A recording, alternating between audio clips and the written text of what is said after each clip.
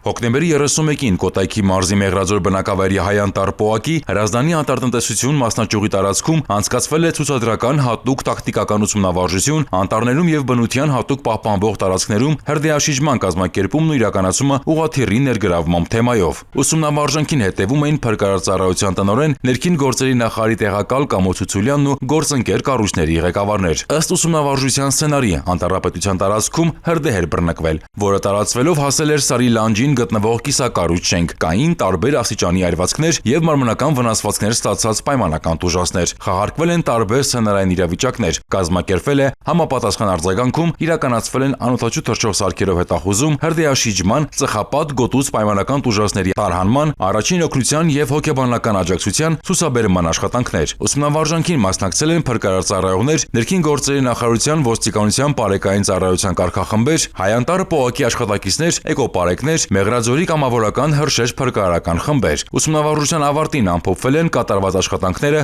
վերհանվել առկա խնդիրներ։ Դրանց շտկման ուղղությամբ տրվել են համապատասխան հանձնարարականներ։